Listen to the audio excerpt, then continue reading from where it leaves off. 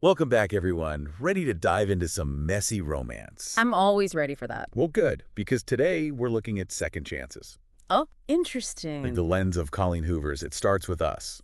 The sequel to It Ends With Us. Oh, yeah. That'll give us a lot to unpack. I think so. Love and loss, dealing with the past. And especially those second chances, yeah. Right, because we're not meeting these characters for the first time. We already know their baggage. Exactly. And that past really hangs over everything that's happening now. Like Hoover drops us right back into Lily's life. Okay, so we've got Lily, divorced from Ryle, Right, the abusive husband, now a single mom, raising her daughter Emerson, trying to build a good life for them. determined to do it right this time. Then, bam, she runs into Atlas again. Her first love. Talk about stirring things up. I mean, it's a classic setup for a romance, but it's not just all happy reunions, right? Oh, absolutely not. There's so much more to it than that. Hoover really captures Lily's hesitation. Like, on the one hand, it's Atlas, but then there's this fear, this worry. Yeah, I mean, she's been through so much with Ryle. Exactly. And it makes you think. Like, how does someone in Lily's position even begin to think about another relationship? Especially when it's with someone from her past.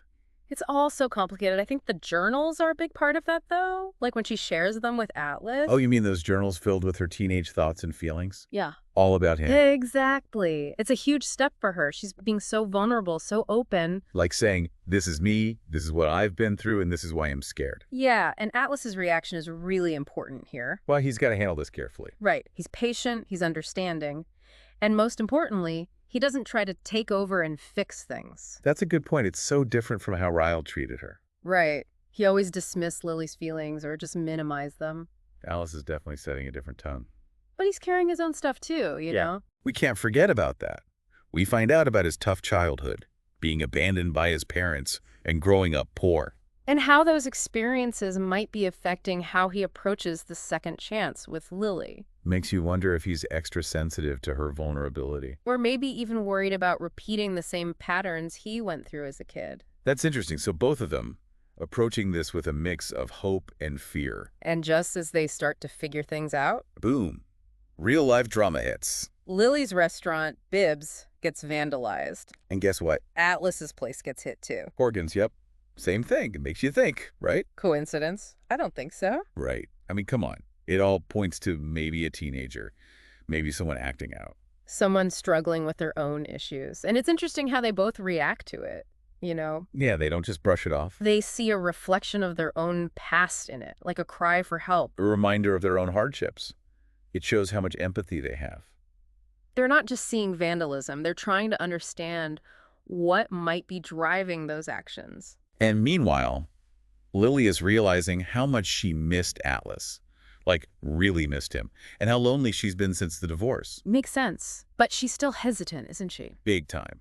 I mean, think about it. Putting yourself out there again after everything she went through? That's scary for anyone. Totally. And Atlas, he's head over heels, but he's playing it cool. No pressure, no rushing. Those pasta deliveries say it all. Instead of flowers, right? It's like he knows exactly what she needs. He's paying attention. Then we get that scene. Lily shows her tattoo. The Atlas tattoo. Whoa! It's like a declaration. This connection has always been a part of her. It runs deep. That tattoo is serious. Yeah. It's like she's saying, you've always been with me. But with second chances, you can't just ignore the past. Right. It's not all about rekindled feelings. They both changed so much over the years. I mean, they've grown up, experienced things that shaped who they are. Exactly. And now they have to reconcile those new selves with those old memories. It adds another layer of complexity. And let's not forget about Ryle. He's always there, lurking in the background. Makes things so much harder for them. It's a reminder that getting out of an abusive relationship, it's not always a clean break. There's fallout, attempts to control, boundaries to set. It's messy, for sure. And Hoover doesn't sugarcoat it. Ryle's jealousy, his possessiveness, creates constant tension. It shows just how hard it is to move on when there's that shared history, especially when kids are involved. And it's not just him. It's like society has something to say about their relationship, too. Oh, for sure. Everyone's got an opinion. Like they're under a microscope, adding pressure to an already complicated situation. It's that societal fascination with second chances, you know? Love is a public spectacle. judged, scrutinized. Makes it even harder for them to trust their own feelings and make decisions for themselves, not just what everyone else expects. Exactly. They have to figure out what they truly want. Amidst all this, though, they both have amazing support systems. Like Lily, she has her mom and Elisa. Her best friend, always there for her, giving advice, encouragement, and a shoulder to cry on. People you can rely on. Unconditional love and understanding, especially when things are tough. And Atlas, he's got his own circle. His bond with Josh, his brother, and Theo, his friend, shows the strength of chosen families. The connections that go beyond blood. They're the ones who love and support you no matter what. Yeah, the book contrasts that with Atlas's lack of a traditional family. Hmm. Highlights that you can find healthy relationships in different forms. It challenges that conventional idea of what a family should be. And then out of nowhere, we get this twist. Atlas's mom shows up, Sutton, Yeah, the one who abandoned him. She's looking for his brother, Josh, the one he never knew he had. like a bomb dropped. Atlas is suddenly facing his past head on. All those complicated feelings about his mom, and now he has this responsibility he didn't know existed. And guess what?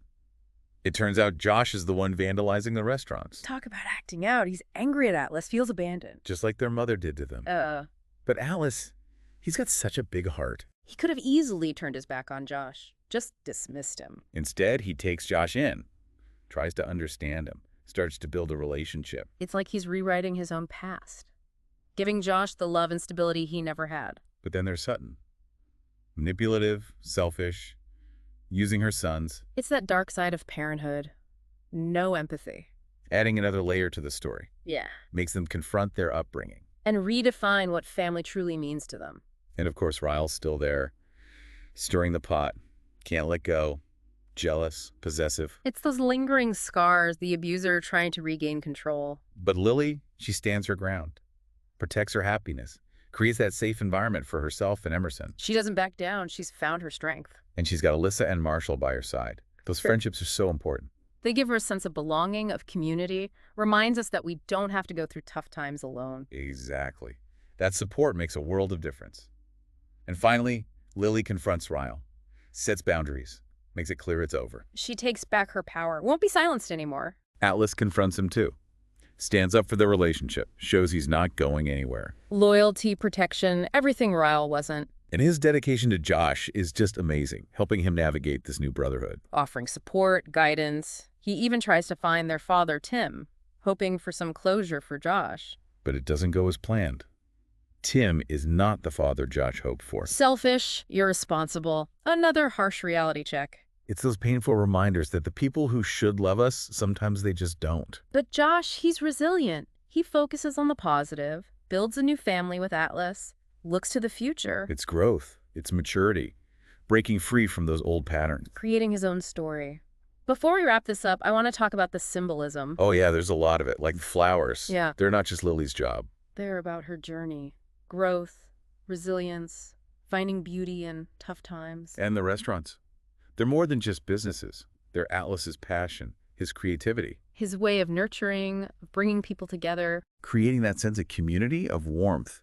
And those journals, those teenage ramblings. Their shared history, the foundation of their connection. A reminder that powerful love stories, they often start with those shared experiences. The moments that shape us. And finally, that tattoo. A permanent mark of Lily's feelings for Atlas. A bold statement. Deeper than just surface level. So much has happened, so many emotions. It's a lot to take in. What are you thinking about, listener? What's catching your attention? Hold on to those thoughts. We've got one more part to go, and things are about to get really interesting. Okay, so we've covered a lot of ground. All those challenges, the emotional baggage, the pressure from Ryle, from everyone. But what really makes this a second chance story? Well, I think it goes back to their first connection back when they were teenagers. It wasn't your typical romance. Yeah, it was more about finding solace, support during a really tough time. Exactly. Remember how they met? Lily, escaping her parents' fights, finds that abandoned house. And Atlas, he's homeless, seeking shelter. They became each other's safe space. Comfort without judgment. Right. It was raw, vulnerable. They saw each other at their lowest points. And that foundation of understanding, that acceptance, is what makes their second chance so powerful. It's not just some teenage crush they're revisiting. They're reconnecting with a part of themselves they only shared with each other. And then there's that scene. Lily finds Atlas sleeping in her room. More than just physical closeness. Brett, it's about intimacy, about letting their guard down completely, allowing themselves to be cared for. A real turning point. Then, just as things are getting intense, Atlas leaves, joins the military. Heartbreaking, but he knew their circumstances weren't right for a relationship. He didn't want to hold her back, but he made that promise. If his life ever became good enough for her, he'd come back. Hopeful and devastating at the same time, recognizing reality but clinging to that possibility. Like their connection was strong enough to withstand anything. And years later, it's like fate stepped in, Lily's divorced, Atlas is back in town. It wasn't just chance, it was a second chance given to them to finally explore what they left behind. But this time, they're different. They've grown, they've learned from their experiences. They can approach this with more maturity, more intention. And after months of taking it slow, rebuilding trust, facing their pasts. They finally give in. That shower scene. Whoa, yeah, that was intense. All that pent-up longing, that trust building to that moment. It's not just passion, it's about vulnerability, surrender. Choosing to trust each other completely. And it leads them to the altar. Not a church, but a gazebo in nature. Symbolic, don't you think? Growth, resilience, building a life together. And Atlas's vows, so moving. He talks about the 50-50 chance of love lasting, but focusing on the gift of having loved Lily at all. Mature, realistic, gratitude for that connection, no matter what. And that last line, "It is my wish for you to be my fish," a callback to Finding Nemo. We finally reached the shore. Full circle, from lost souls seeking shelter to finding love and belonging. So, listener, as we wrap up this deep dive, what are you taking away from? It starts with us. It reminds us that second chances are possible, even after pain and heartbreak. It's about forgiveness of ourselves and others, about the power of love to heal and create something new. It's not always fairy tales and grand gestures. It's those small moments, the support, the hope that love can bloom again. Embrace vulnerability. Nurture those connections. Believe in the power of the heart. Love can be found in the most unexpected places. And on that note, we'll leave you to explore those possibilities. Until next time, keep diving deep, keep questioning, and keep believing in the power of love to change any story.